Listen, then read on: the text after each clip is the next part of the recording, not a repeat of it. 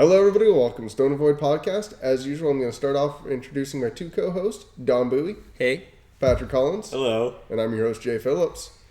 We're going to be going over quite a few different things today, one of which is a little bit personal to us as we went to the Pasadena, California tournament and got some really cool, sweet promo cards, but not one that everybody else is currently getting. The Little Dread, the Fake Moon, is a promo that is now going out to all of the people that are going to the new coming up tournaments, which is pretty cool. I'm a little sad that we missed out on it, but it is a good reason to get out and go to a new event, so you're definitely going to see us out there just so we can get this promo. But, yeah, I'm really bummed that we didn't get this one, guys. Don, do you have any personal feelings about this? I'm kind of sad that we're like the only people that don't get it. It's just this one single Pasadena tournament. To be fair, there's like 200 other people at that event that didn't get this one as well. Yeah, sorry to you guys too. I don't know. It's pretty funny. Like, I was looking on Facebook and all these people are like, just like, Force of Will screwed us over. You know, like yeah. 200 people that came to Force of Will. Yeah, I can forgive them for the amount of really cool promos that they give us all the time, and there's a ton of really cool things. I'm glad I didn't get stuck with that Lancelot art. Nothing against it, nothing against the person who was modeled after. I just personally am much happier with the one that we did get, which is the Percival. Honestly, I kind of wanted the Lancelot more, because it's more playable. It sees more play. I don't know when I'm going to use my Percival. It's not going to be that often. Yeah. Yeah, with Regalia going out of style slowly, it might see less and less play. It might definitely see a little bit less play, but I don't know. I can't. We all want Little Dread, though. Little Dread all the way. I'd trade my Percival for a Little Dread. Oh, yeah. Probably. I'm wondering what the prices of those are going to be online, because they were astronomical before they started being handed out for everybody and their mothers, you know? Yeah. I mean, the Percivals? No, Little Dreads, the right? Little Dreads. It was only a tournament, like, top 8 kind of thing, right? Which I feel kind of bad for the people who got those top 8s and things like that, so that way now, oh yeah, this is your special promo. It's but probably else has got slightly different, like the border's probably different or something, you know? Yeah. There's probably Hopefully. something to kind of... Well, now they're giving those really cool gold and acrylic styled or see-through rulers to the top 8, which are much more unique, much less seen. And it now looks like everybody in different countries are getting different ones. We in the U.S. are getting the Dark Alice ones, which are still really awesome. But you've seen the... Yeah, I think the Italy one has the Valentina promos. Yeah, that's really cool. So the top 8 would get the gold and the plastic and the bronze and whatnot. Yeah. I'm really interested to see if they do a different ruler everywhere else. I would like to be able to try and get all these different rulers if people are willing to part with them, although that might be an astronomical number. Although I did buy an Uber back when it was still like $400. But those are way more fluid than they are. But now it's sitting at like 200, cards. Which is fair because I did trades for it, so it's not really like I paid for it. I mean, in Japan they released the Dark Alice promos too. Yeah. Yeah. So that's actually where I had seen them first. Maybe over there they're doing all of them because they like them more. Yeah. Just move there. Yeah. Just go play Force of Will and hit up the hoodie guy every now and then and be like, give us some Cheshire Cats. That'd be awesome. Which he actually, I think, was giving out some of those as a... people giveaway. Yeah, people who watch his stream. The like one day where like he didn't notify he notified him like 2 hours like, so anyone who's just like hovering over the Facebook Force of Will page like just got promos. I mean, that's really cool though that he does give those things out on that stream. I know not too many people watch his stream, but still it's something if I had the time for the day, I would actually participate with that. Because they do give us a lot of promos for this game. We also have 3 different PR promo cards this month. The terrifying but yet useful Humpty Dumpty, whose face of murder that just wants to destroy all of the world. Somehow they didn't reprint him with black and his or darkness and make him like devour things because it's terrifying. I don't know why. This is the most terrifying art in the entire game for me. It's just something about him just looks so ominous. Like super clown, Humpty Dumpty. Yeah. It's like, I'm sorry, I'll stop eating eggs. All right, I get it. And then we also have one of my favorite cards, although it doesn't see any real play, and it's not very good, but it has a chance to get there, which is Kaguya. The 1 mana drop, the 300/300. She produces, is it? The tail of the bamboo cutter? Yeah. Cutter? Okay. Yeah. I don't know how you read that smudged out little thing. I could have made it bigger, I guess. Yeah. It is a great card. It does add counters to your 6 sages. It's a fun card for sure. Yeah. And it's a beautiful card. Yeah, it's really fun. And then Humpty Dumpty is way cooler Humpty looking. Humpty Dumpty. Humpty Dumpty. That's he's a really cool card. But and then a Fire Magic Stone, which last month they did a full art white Magic Stone, so that means they're probably going to complete the full cycle of foil full art Magic Stones, which is really cool and going to be really expensive if you want to foil those out and get them all. But it's really cool that they do have those. Gotta collect them all. Pokemon. Nope. Sorry. I mean, stones. Stony Mine. We're starting on the. I know. Sorry, guys. Messing things up. Technical error. Yeah. But, I mean, man, there's been a lot of things spoiled this week. We're wrapping up really closely to the end of the spoiler seasons. We're seeing a ton of really cool things. You guys can finally stop being annoyed of us just talking about spoilers, and we'll move on to something else eventually. But until then, we definitely got to talk about the pre-release, which I believe it's the 4th of next month. So it's coming up really soon. That's 2 weeks away. Yeah. And there's I don't think they've spoiled the new playmat yet. I think it was Maribel. Was it the Maribel? I think Maribel and Abel is the promo card. Yeah, you guys were talking about this. I was out. Abel's so if you guys want to... Abel's the promo. He looks pretty badass. Yeah. He's got this like giant cross. I'm pretty sure it's his sword. I thought that was a fan art for the longest time. Yeah. Yeah. It's pretty crazy. No, it's really good. I've liked that art a lot, and so I'm glad it's an actual card. Yeah. I wonder if it was fan art and it moved on from there. I don't really know. But I've been seeing that around for a while, so it'd be really cool if they did use somebody's art for that. Yeah. Well, obviously somebody's art is being used for it because somebody had to draw it in the first place, but you all know what I meant.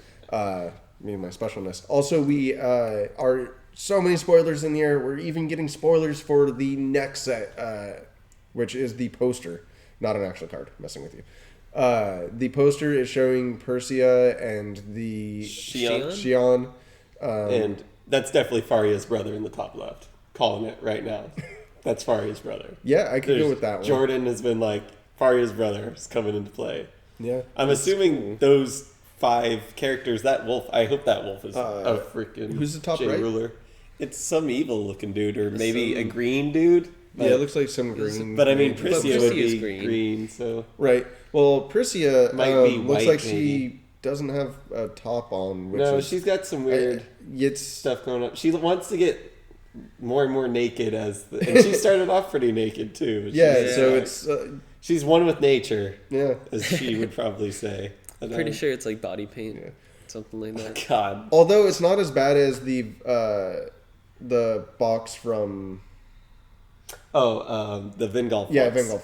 For some reason, at least she's tasteful, and like there's a way that I can accept the way she looks and everything like that. It seems like it's supposed to be that way. I don't feel like it's just that little girl art for like, I don't know, pervy sake. Well, she's kind of like a little girl, and she's naked on the very front of the poster. But yeah, this one is more pervy than the last. I'm just saying, like in general, looks like she's strong and like powerful, and she doesn't look like, oh, look at me, I'm cute type of thing. Not like or in a sexualized manner where they've had some of the art where that's true. Like, she's not very sexualized, but she's still naked, thinly dressed. Yes, that's.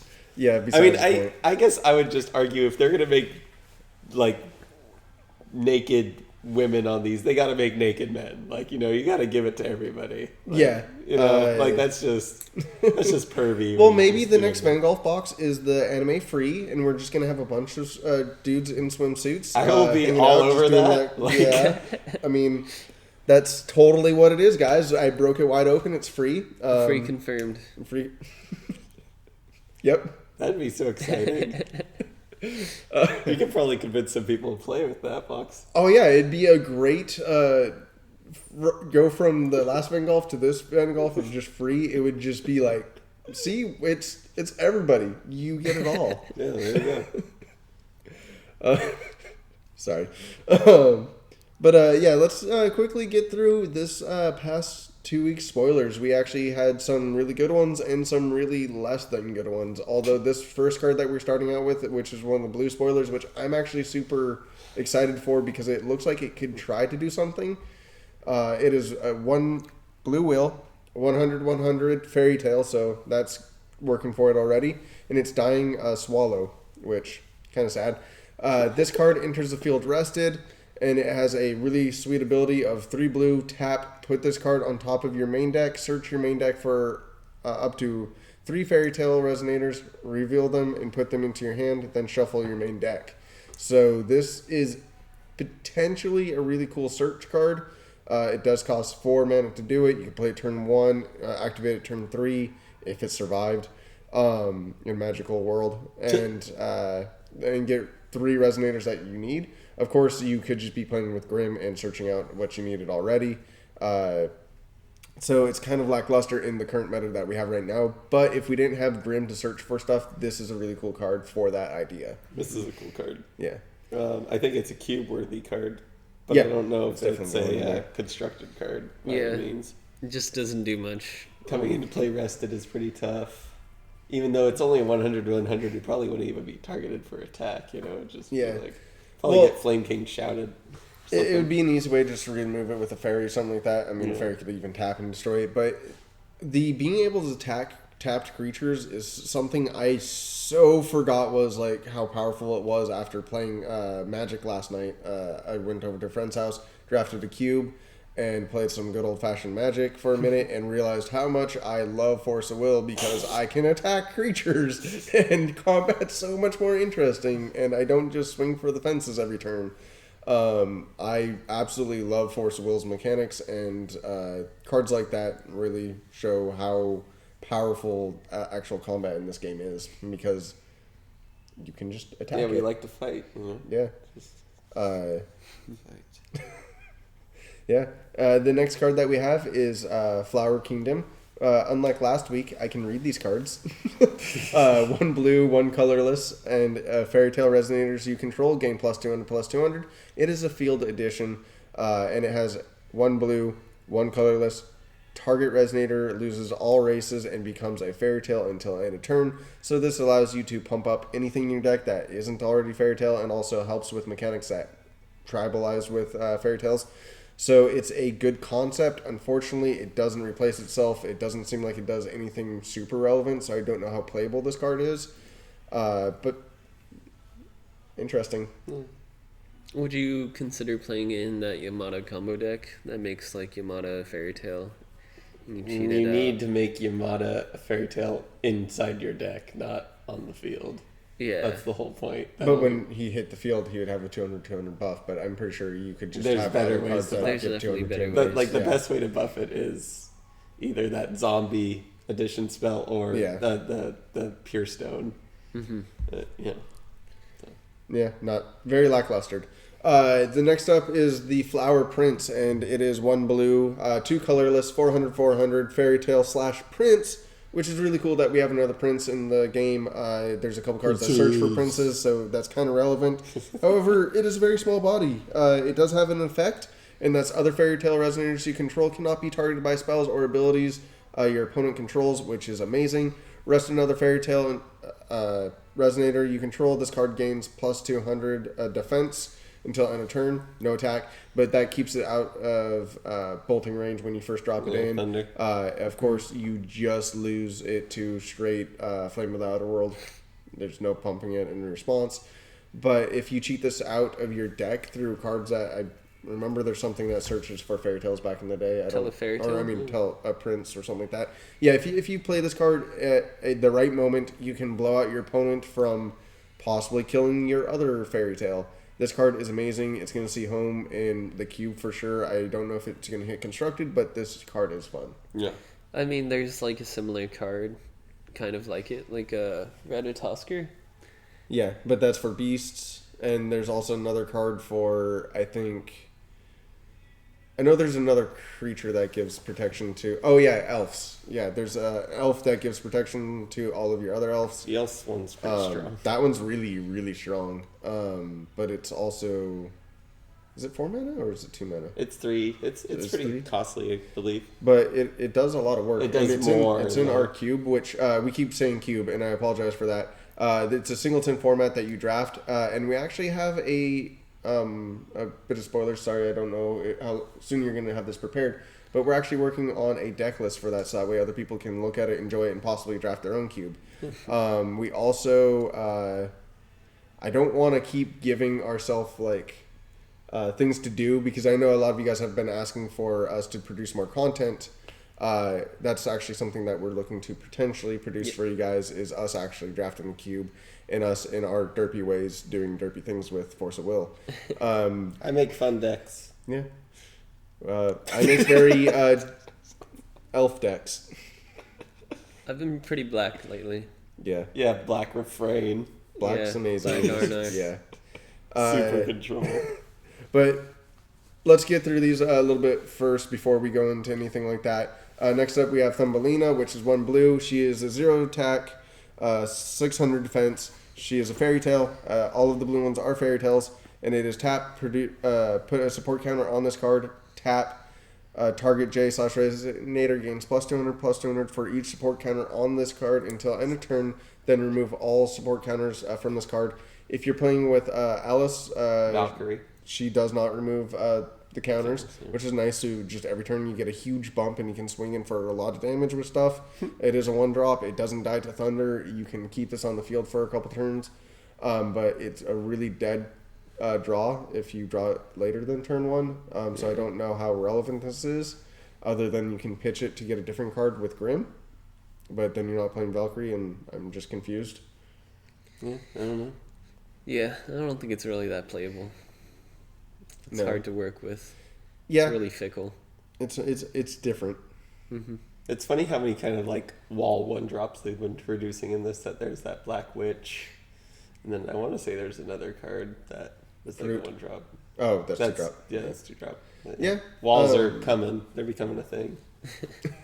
I don't know if they'll ever actually be super good or effective, and especially since there's so many aggressive cards like Lancelot that hit the field and just plow through your stuff really easily. Mm-hmm. Aggression in this format is where you want to be most always. Adam Brawley and Guivers and all the evil things. And next up is 1 blue, Dance of Inspiration. Target water resonator gains 0/400 until end of turn. Look at my hand. It's like broken. Yeah, the artwork is a little bit unique on this card. It's upsetting. I mean, yeah, it's not my favorite art in the game, but it's just the hand that throws it off for me. It's really all it is big. And I get what they're doing. It's like jazz hands, but not broken hands. But that's all that we had for the blue spoilers. I don't know if you guys want to add anything extra to those ones. Those ones were pretty... They're lackluster for me. They're kind of boring. Nothing too spectacular. And then we got some of the best cards I've seen in a while. Stuff. These cards are amazing. I'm super excited to see how much support there is for the Red Ruler. That's what's up next, is that support. That Red Ruler is seeing so much more playable. Everybody kind of just like, oh, it's cool, and moved on. But I think with all these new cards that we have coming up, really make him playable. If not, they're going in a deck somewhere, and you're just going to be playing these. And it is the goddesses that we have coming up. There's 3 different ones, starting off with the Keeper of the Past. Your third. Yeah, you get it. 1 red, 2 colorless, 800. Doesn't sound too good so far, but wait. When this card enters the field, you may remove up to 2 cards in your graveyard from the game. If you do, it deals 200 damage multiplied by the combination total cost of cards removed this way to target J/Resonator. As long as there is 10 or more cards in the removed area, this card gains +300/+300 and target attack. So, Dang, this card is explosively good. If you remove enough cards, it's huge. If you exile 2 things that cost like total of 5 I really want to have Yamada in the graveyard. Like, you do just 2,000 damage to something. Yeah, it's the best removal there is. It's just kill your thing. I mean, The fact that it can hit a J ruler is awesome. yeah. If this was the only red card that they spoiled this last week, I'd have been happy. Yeah. I mean, that card's That amazing. one This card's so powerful that one for is just amazing. a rare. Yeah, That card does a lot. It's nutty. I really hope that red keeps up with this, and it seems like it's going to. Keep it up. Keeper of the present, Verdania. Oh, Verdandi? Verdandi. I would say Verdandi. I should really practice these before I do this. I like show. it. Oh, it's 1 red. It's a 100/100, and it is the second goddess. When this card enters your field, you may remove a card in your hand from the game. If you do, draw a card. As long as there is 10 or more cards in your removed area, this card gains +900, +900, and first strike. So early game, it can just cycle. Late game, it can just wreck your face for 1 mana. This card is amazing. And it's going to be really relevant once we talk about another card that was not a part of these spoilers, but it's coming up later, and this is what you want to be doing against that card. Stay tuned. Next up, we have Keeper of... Oh, actually, before I go on, is there anything you guys want to say about that card? No, it's just great value. I think you're getting so much from it. Yeah? Because of the card. cycling? Cycling, it does stuff like early game and late game. It's adding to your deck, and it's just good stuff overall. Okay. Yeah, by itself, it's lackluster when we play it at all, but in this deck... With all these cards that are being swirled I think it's in. going to see play because it coming in as 1,000 because you have... First strike. Yeah, first strike is for 1 mana, like... It's pretty tough to beat. Yeah, it's really, really good. I don't see why not to play it. Next up, we have Keeper of the Future, Scold. Words. Things Scold. I say. It's good. 1 red, 1 colorless. 500, 500. It's the third and final goddess. When this card enters the field, remove the top 2 cards of your main deck from the game. This card deals 100 damage multiplied by the combined total cost of the cards removed this way to target J/Resonator. As long as there's 10 or more cards in the removed area, this card gains +300, +300, and swiftness. So, really great card again. It throws things into your grave so that we can play the 3-drop one and then do even more damage to something and just kill something every turn. You could whiff off of this card really hard. You know, top... 2 Like the thunders. 1 drop. Yeah, 2 thunders or something like Regalia. that. Yeah, and just do nothing to them. See that? Or it could be really explosive and just toss you mud off the top. Like, Yes. you don't know what you're getting with this card, so it's a little bit less good, but 500, 500 for 2 mana, that becomes, gets +300, +300 late game. And swiftness. And swiftness. It's 2 mana, 800, 800 swiftness. That's pretty great. That's relevant right there. It's not relevant early sometimes, but that's fine. It just chumps and you let it die and whatever and move on with your day. Would you play this card in a deck that's not Arsenalist? Or the Arsonist guy? These cards could be a really good Lumia deck. Yeah. Or anything that has the Book of the Dead thing where you play everything again. Oh, yeah. Or the red card that gives everything a Necronomicon. remnant. Yeah. There's reasons to play these cards in other decks. Yeah. I don't think you need the red ruler. I think he's just, if you flip him early because of these guys' shenanigans, then it's amazing. And he would just give them even more, but it's not necessary by any means. Scold. Memory of Disappearance. 1 red. Sorry, guys. Put target card from your removed area into your hand. So this card is somehow a rare. It is a chant. It is not an instant. It has cool art, but it draws you a card that you somehow got rid of from the exile area. It does kind of mess up what you're trying to do with the deck if you are indeed trying to flip your ruler. If you're not, then this is actually just fine. I want to see what happens with this card. I don't really think it's good. Yeah, I mean, a lot of people talk about how it's like having your whole exile zone as your hand, almost. Because it's like, at any situation, I could pay 1 mana to pick any card from that situation. I've seen this effect many times in Black in another game that I talk about way too much on this show because we're not the Magic show. And... or even Green had that ability in the other game I'm not trying to talk about right now. Puts cards back into your hand from the graveyard. And that's like playing with your graveyard as your hand, which is more relevant usually than your exile, usually bigger. Don't really see play unless it's on a creature or has another effect. Mm-hmm. I don't feel this is slightly lackluster in that regard. No, I think so. I think it should have been a common. I'm just trying to give it some. What it's a rare. It's a rare. Yeah. Have fun opening those, guys. Oh, yeah. Okay. That's a pretty disappointing rare then. It's extremely disappointing because the next one is a common and probably better. I don't know what it is yet. Torching the Timeline, which sounds cooler already. 1 red. This card deals 100 damage to target resonator for each card in your removed area.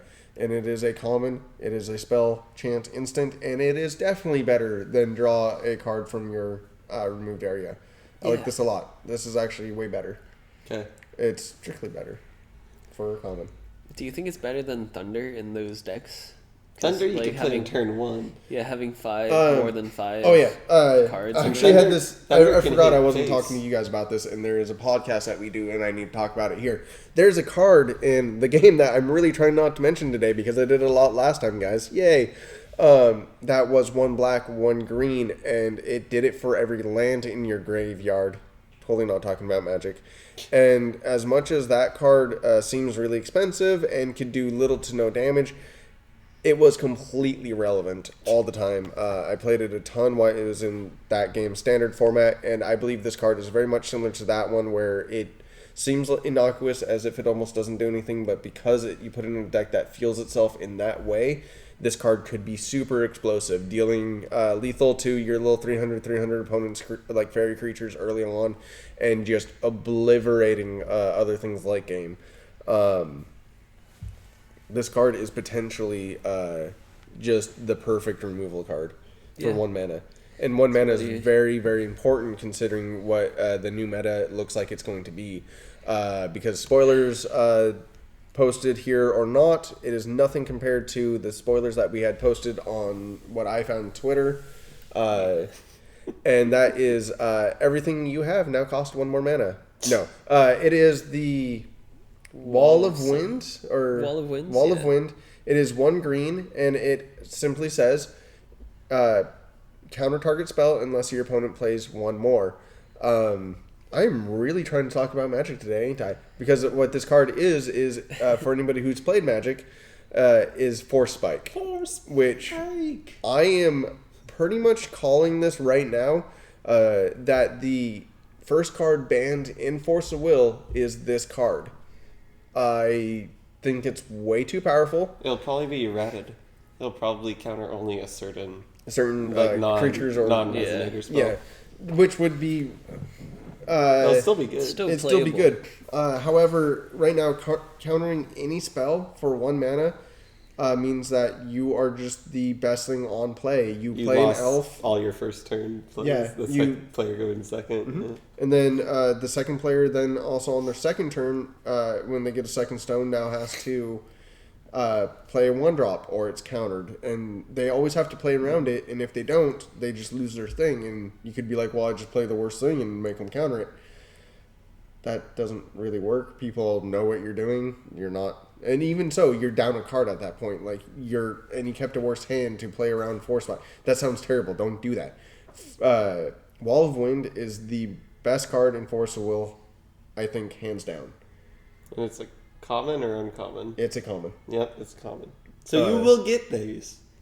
Everyone will have them. Or it might be an uncommon. I'm checking right now. That's what I'm doing with this. It's not a rare. It is not a rare. I know it's not a rare. It is an uncommon, guys. It is... I'm calling first ban card in Force of Will, hands down, the most broken thing I've seen to date. For anybody who doesn't understand how, like, oppressive this is and how much it's going to stop you from doing everything, like, you're sadly mistaken. Whether I have a turn 1 elf or not, I'm keeping up my first turn mana. Sometimes even without Force Spike, just because you might stutter and be like, he might have it. Mm-hmm. Trust me, I probably do, but maybe I don't. And I'm going to screw with you no matter what. Or you're going to play a thing and I'm going to be like, hold on a second. No, it's fine, it resolves. And maybe not even have it. Just because I want you to think I do. And then so the next turn, when I do have it, or if I don't, I'm just going to make you, like, struggle the entire game based around this card. So you're trying to play a new meta with, like, 1 extra mana open all the time, just in case there's a Force Spike trying to kill you. Wall of Wind will just counter your stuff. So you're always playing 1 mana behind. If they play an elf turn 1, and that elf can tap magically on your turn because, yay, and they can counter what you try to kill it with the next turn because you just tap it, cast it off that, or not. You're always playing 1 mana down so that way you can pay for this. Forbid they have 2 or just another counterspell of any sort. So playing around this just hurts you there. So you're playing around 1 mana extra open. They have an elf in play that produces 1 extra mana. You're almost always 2 to 3 mana behind them because of this card at all times. And you're like, well, there's only 4 in your deck. Doesn't matter. It's only early game that it matters because late game they have regular counter spells. They have big feasting. This card, I think, is format defining. We are moving swiftly into a control meta where this is going to be what you are doing hands down no matter what. The only thing that they could do to make this even more devastating is to give us a 2 mana counter anything spell. If they give us a 2 mana counter anything spell, even if it was like 2 different colors, 1 white and 1 green, it'd be so broken going from Force Spike into that card that you literally would just be countered against everything. And then if they gave it 1 Moon Awakening to where it was like uncounterable and you couldn't stop it, you would just... It's such a control meta that you're done at that point. And crap, they printed that card too. So, by the way, for 1 white, Happy 1 birthday, green, you get a really cool counter spell. Let me look up the name really quick because I'm doing this off phone because it just came out today. Seal of Wind and Light. It is a counter target spell. Awakening 1 moon. Players cannot chase this card. So I sound really mad right now. I'm actually rejoicing really heavily because this is what I want to play really badly, but it all coming at once is really hard to deal with for other people. And no one's going to want to play with Jay. Yeah. Kaguya's Regalia produces the 1 moon, so even just for funsies, you put the kicker on it. Like, you just pay the Awakening for funsies. Not even if they can counter it. Just for fun, you do it. Like, Regalia only produce moon only for Awakening. Oh, for Awakening. Okay. So for funsies, I tap my Regalia. It's uncounterable. You couldn't counter it anyways, but have fun. And turn 1, I Force Spiked you. Like, GG's. Yeah. This is so strong, it's not even funny. Do you think it's going to be treated the same as it was as Force Spike in Modern? So that's a thing to bring up really quickly, and why I think this is going to be broken is I was around in Magic when this was a thing called a Force Spike, as we keep mentioning. And day 1 in Modern, when this card came out, and I might be thinking of the Phyrexian one, doesn't really matter. There was a spell that was 1 mana, counter target spell unless they pay 1 more. Magic's tried to do this, I think, twice with 2 different cards, and both times they ended up on the ban list. In one case, it ended up on the ban list day 1 before it even existed in their format. It literally was so powerful, they didn't even want to try it, because it is. It's played in their Legacy format, which is all their cards combined. And Magic, for those who don't know, has been around for 25-ish years, something like that. Something ridiculous. They know what they're doing at this point. Not saying that Force of Will doesn't know. And that's actually one thing I want to talk on really quick. If Force of Will knows what they're doing and this is somehow balanced, they are geniuses. Or the other part of it is true, where this card is bad because there's just one deck so fast, so good, that it can beat Force Spike and Counterspell in a meta, and that is then the only playable deck because it's so freaking good. Because this is what you play in a Legacy-style format in Magic. In a resource-driven game, The only thing that you're going to reliably be able to do is play something like your ruler to try and kill your opponent, which these cards sure up that I'm already playing probably Kaguya or the Primogenitor just to get these advantages on you that... especially Kaguya now with the counter spells. That way my moons tap for green, so I can play a really reliable 8 stone special stone deck where it's all green and white stones. So that way I can have a dual colored deck, or and be able to play counter spell easily. I wasn't really expecting to play white too much until I saw that counter spell, and then I want perfect mana. I want to play Counterspell because Counterspell is and you can play that the best card there is. That moon card, the moon creature. Girl. Yeah, Moon Myth. Moon Myth, and I can play Moon Myth, so I can make your your activated abilities cost more. I can literally play Counterspell. I can play Feastings to mess your day up. The new future is green white Kaguya. If you thought Super Aggro is bad or Infinite Alice's World turns.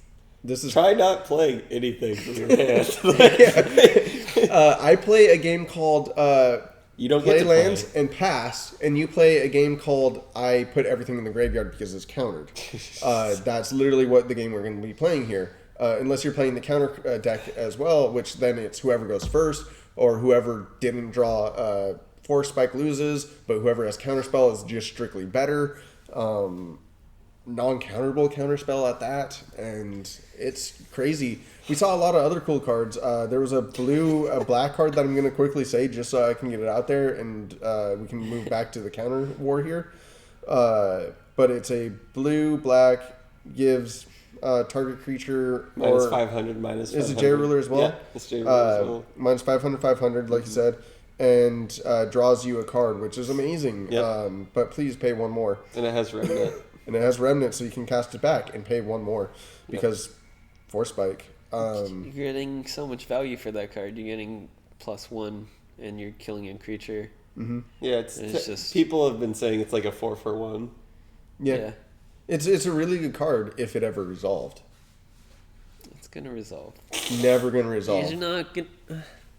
Okay. At least once for once. Okay, this is something I actually... let me read off one more card that I found really quick, which is Moonbreeze Fairy, which is cool. We see another fairy. It's 1 white, so it's a 1-drop fairy. It has flying. It's 300 attack, 200 defense, and pay 1 moon. Fairies you control get +200 until end turn. What? Play this ability only once per turn. That's really strong. That is amazing for a 1-drop fairy. No, yeah, it's pretty sweet. Oh my gosh. So that's a really cool one as well. These ones are all spoiled via the quest challenge thingy where they sent out stuff to you, unless you're one of us, which none of us got one of those cards because, thank you. Maybe they're still coming. No, they're like, you don't get a little red and you don't get your promo card. I have hope. I have hope that they're still coming. Mm-hmm. I mean, the new thing that just released, the counterspell, just released like 30 minutes ago, right? Yeah, it did. So people are still just getting them in right now. We could go home and grab them and be like, yay, we got them. It is a Sunday. Not. I didn't get the last 2 challenges that came out. Yeah. So, here. This is the first one I participated in. This is the 3rd one I've gone for. But yeah, back to Counterspell really quick because I think that's legitimately the meta. Yeah, I think it's much better than Zeke's. It's way better than Zeke's. It's way better than Zeke's. It's Absolute Cake Zone or like... It counters every spell Keen for 2 mana. And 3rd mana, you can't counter it. Right, which you play off the Regalia, so you don't even need the 3rd mana technically. You just awaken off the Regalia. And so if they tried to play the thing that kills your Regalia, you're like, nah, 2 mana counter and awakening it because why not? So not being able to chase this is insane. When do you choose the awakening? Do you choose that as you cast it? Yeah. Yeah, as you cast it, you just pay the little kicker. Which that's like that's the same for the resonators. It's not like you don't wait for them to come into play and then cast it. You have to cast it all at once. Yeah. It's like paying a kicker. And you don't really need a perfect hand for like this deck. You don't need refrains like major crazy dig through everything because we have Zeke's, we have Cake Zone, we have the other thing with the girl going meow. Wait, we have this counterspell. We have Force Spike. Like, you have so many counters in this format right now, plus Feastings, that a control deck is viable even if you don't have an option to cycle your hand. What's going on though? I was thinking about the Awakening for creature abilities. So you have to pay that when they enter? When you cast it. When you cast them. So for Dark Faria, you have to pay 4 mana, and then they can counter it. Yeah. I did that to Jay, and then he untapped those 2 stones. So it was like, oh, it didn't come into play. Yeah, no, we cheated with that early on. Hey! Yeah, It was last week. It's totally last week. It's totally something that I had been confused on for a while, and I just don't play with Awakening cards ever. Mm-hmm. So that was the I'm glad first that time I beat you when no one watches. That's cool. That's the important thing, is I always win on camera. In public. And I always win when there's no one around. Yeah, you can sing loudly when nobody's watching, right? Exactly. No one can hear you scream in space. Yeah. I have no idea how long we've been recording for today, guys. So unless we wanted to bring up anything else, I might be calling it for today. I think that's about it. Are we going to talk about pack art? Pack art, yes. There's a pack art, which I haven't actually seen. You haven't actually seen. So Don, please enlighten us on this pack art that is now floating to our right. I have not actually seen it. What? You told us about it. I'm pretty sure it was right next to the I thought it was just Primogenitor. So there's a pack art out there that none of us have seen that may or may not be to the right of us right now. And, you're the best source of information on the YouTubes, for sure. So please like and subscribe, and thank you guys for watching another episode of Stone of Void. As always, I'm your host, Jay Phillips, joined with... Don Bowie. I'm Pat. Patrick Collins, guys. Thank you very much. Have a good one, guys.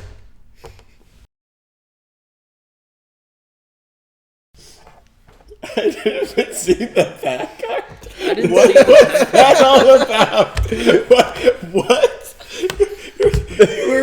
You were looking to show me the pack art that you supposedly saw. I thought I saw it. I don't remember it off my head. Can we keep this last part in? What?